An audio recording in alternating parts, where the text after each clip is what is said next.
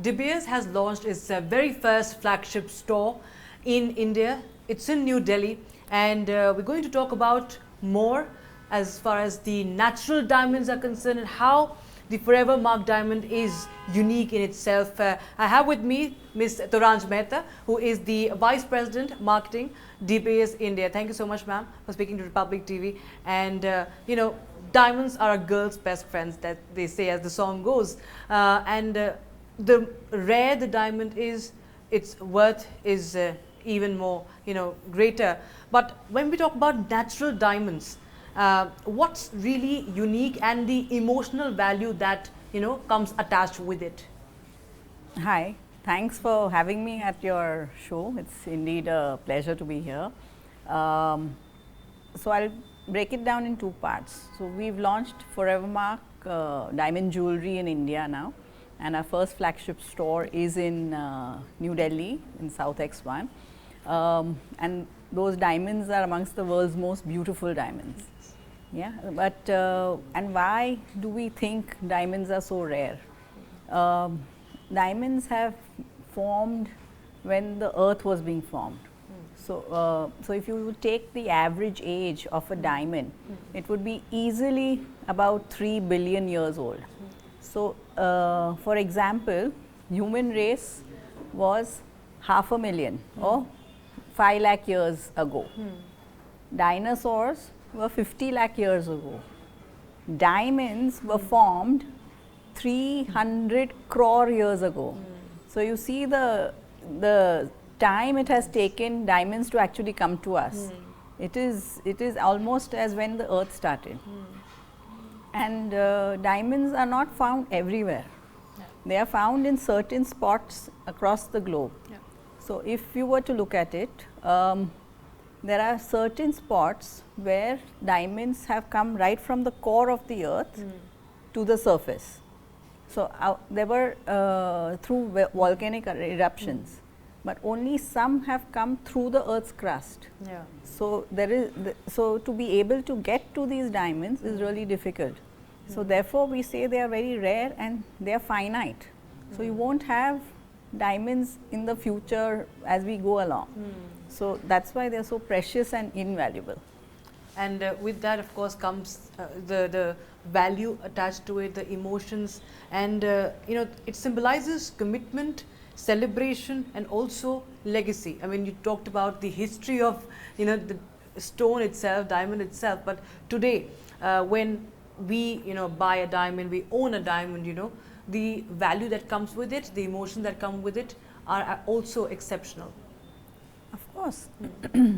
A diamond is the kind of a diamond is so small, but when you gift someone you love a diamond, it says so much without you having to say anything at all, because a diamond is a bearer of the most intense emotions. Even when you buy one for yourself, it means that you've achieved something, you really want to hold on to that memory of that achievement, and the diamond becomes a personification of that achievement or that memory. So therefore it's something that is held very closely by whichever woman who buys it. And also, if you were to look at it, a diamond is forever. So when you are buying a diamond, it is actually you're buying a diamond to have for yourself, and then maybe to give later on to your loved ones, your daughter or your daughter-in-law or grandchildren. So there is a legacy that you create, and diamonds will never get destroyed. The human race may come and go, but the diamond will always be there. With Forevermark coming to India, it's of course a very important market for you, and India's natural diamond market is expanding. But what changes have you witnessed in your observation and your research? How has India's market for natural diamonds, evolved over the past decade, and how does De Beers, play a role in there? So I'll explain to you. India women, when they're looking at jewelry, they look at jewelry as something that is their own store of value. And when they think about investment, they look at gold and they say, okay, this is my investment. So even when they get married, they look at gold and they say, okay, I am getting this from my family. But when they look at diamonds, it's something really personal to them. And more what we are seeing is women want some symbols that are really personal to themselves, and something that they themselves can use and they themselves can wear. So, and which is precious. So they are looking at diamonds. So we've seen an increasing trend of women moving towards diamonds because they find that very fashion forward, very fashionable to wear. The second bit is on them wanting to wear things which are daily wear, which are versatile, which they can wear from morning to night, which go with their outfit, whether it's Indian or fusion or Western, so which as an accessory that works with all these looks and is an expression of their style. So what they really don't want is to put the piece of jewelry that they buy or the diamonds that they buy in the locker for 365 days. That's what they really don't want. They want to use the diamonds that they buy. So that's one big trend that we are seeing now. So how is De Beers trying to, go as a big player in that, because it's the second largest natural diamonds market globally if you talk about India. So what role does De Beers aspire? So we are working towards many, we are working on many projects. So one of them is the project Indra, where which is the Indian Natural Diamond Retailer Alliance, where we are actually educating retailers on how we can, how they can retail diamond, how they can stock diamonds, how they can sell diamonds. For us, our objective is to build on the penetration that there is in India. So we have about 10% penetration of diamonds in India. The US has about 70% penetration. So there is a large scope for us here where diamonds are concerned. So our objective is to build that penetration to at least 15% over the next 3 years. We are also observing that in normally whatever marketing or whatever campaigns or ideas that come out, it's always what consumer behavior is and then we just amplify it. So we are actually observing certain rituals or certain gifting moments which are already existing in the market and building up on them. So an example of that was the first campaign that we launched for natural diamonds, which is the Love from Dad collection, which is about the second piercing. Young girls nowadays are, whenever they finish school, the first thing they want to do is pierce their ears, and it is a step towards their own independence. And most often, almost always, it is a diamond that they put in their ear. So that we observed as one occasion that was being run out by the consumers themselves, and we thought that that's something that we should build up on. The second one was on the bestie bracelet. So every woman has one friend who is like her go-to at any time, and she is the biggest support and the pillar that there is for her over her whole life. And that one friend actually sees her through job changes, city changes, career changes, boyfriend changes. So that relationship is very underrated. It's not given the kind of celebration or the importance that there is. So we realized that that is one relationship that we should also commemorate, and that's how we launched the bestie bracelet. So we are looking at occasions where we can amplify the gifting moment which is special between any relationship, and that's what we are doing with our campaigns and working on consumer behavior. And if you could just elaborate more on the marketing strategy for the younger, you just mentioned some of the campaigns, but being more relevant to the younger generation, and also those who are of course digitally very active, and they can find resonance with something that is also modern yet has that heritage. Yes, so the younger generation is a generation that values value. So they are very clear about what gives back to society, what does good for the world, and therefore they are very conscious about what they consume. And whilst natural diamonds are extremely, natural diamonds work in a way that when we as a De Beers group are mining the diamonds, we ensure that the community that that is around the diamond producing country actually has progressed. So, for example, Botswana is one such country which has grown fastest, is the fastest growing economy in Africa because of the contribution that diamonds have brought to the economy.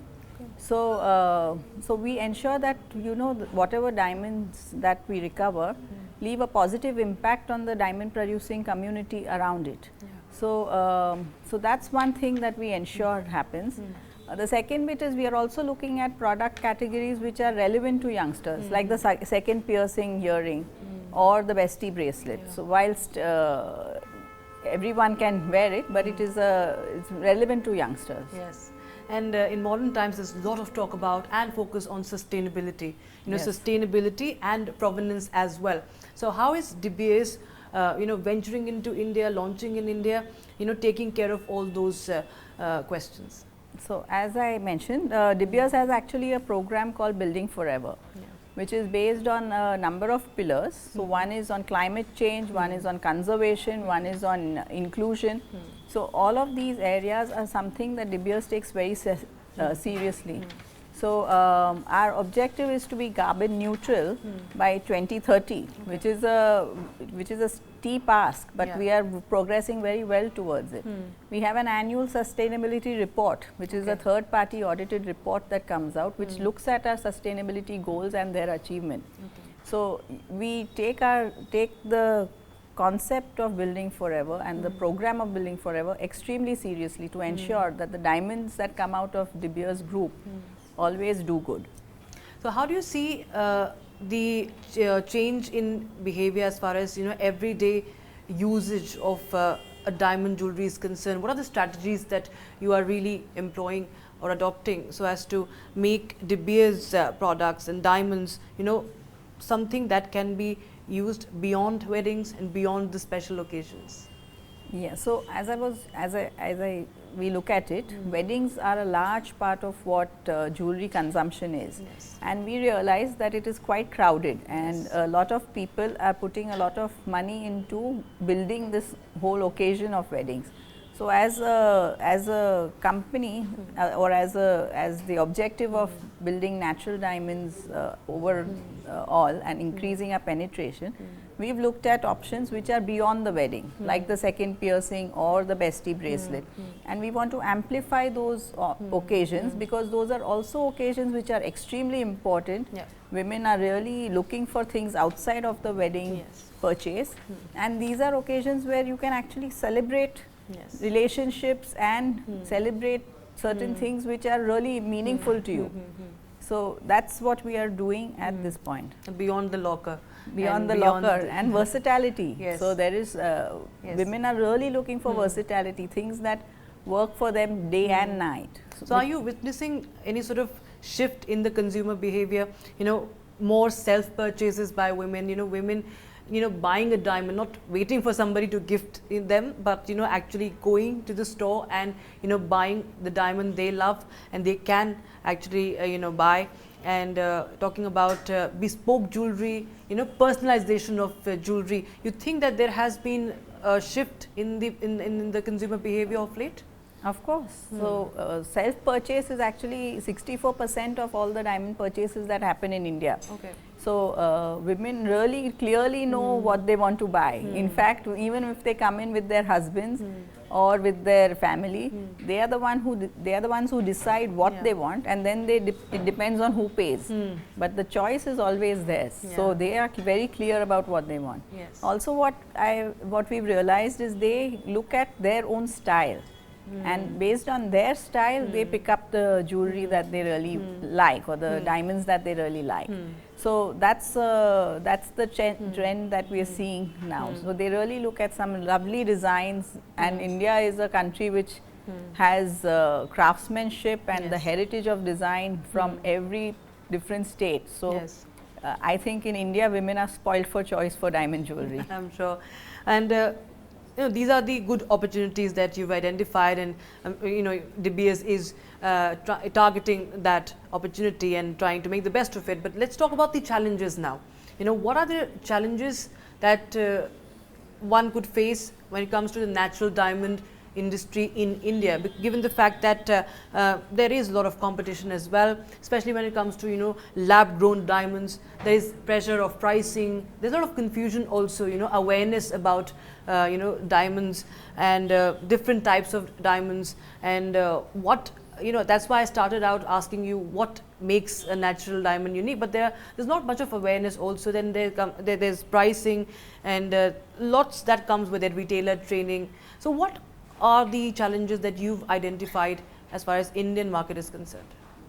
So you're right, there is a certain amount of confusion amongst the consumer, where they feel that the natural diamonds and LGD are the same. In my personal opinion, they are absolutely not the same. Yeah, because natural diamonds are precious. Yes. Like I told you, they are 3.5 or 3 billion years old. So can you imagine this rock on my finger has a little bit of the Earth's history right from the time the Earth was formed. Yeah. You can't get that in a factory. You can't get that in a manufacturing situation or a manufactured product. The second thing is these are finite. After a point, you will not have natural diamonds at all.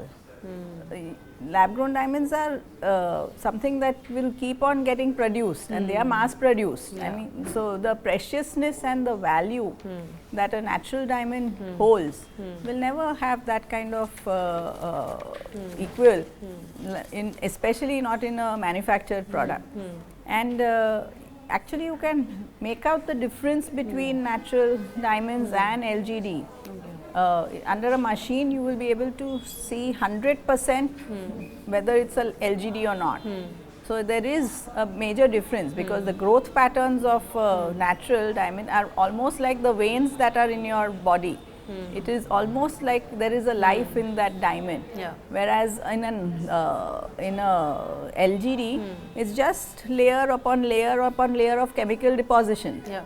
So there are a lot of differences that are there in a natural, and you cannot compare an LGD with that. So I think that clarity is what we want the retailers to explain to our consumers when they are looking at purchasing anything. Of course, there are always people who would like to buy LGD for fashion, etc., and that's great. But when you're buying something for life's precious moments, when you're buying something that really means something to you, then of course you should look at natural. Do you have strategies in place to address those concerns? We do have a portal where, as I mentioned, Indra, which actually helps you to understand the differences between natural diamonds and other simulants and alternatives. There is also, if retailers access that, they can also understand a bit more about natural diamonds, what it really entails, how it can be, who are the manufacturers of natural diamonds, the training on that. They can create their own campaigns out there. So there is a lot that they can do once they visit the Indra portal, which is indraonline.in. So that's one bit. And of course there is also a diamondisforever.com, which also talks about the campaigns we are running, as well as a lot of information on natural diamonds that people can go to and read about. So where do you see the natural diamond category 5 to 10 years from now, as far as especially in focus, keeping India in focus? So India is the second largest market for natural diamonds in the world.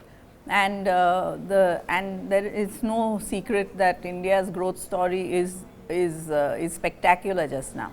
So our objective is to help improve consumer understanding, help improve distribution, and help improve penetration of natural diamonds across the country. So our aim is within the next 3 years to have 15% penetration in of natural diamonds in the country. Ms.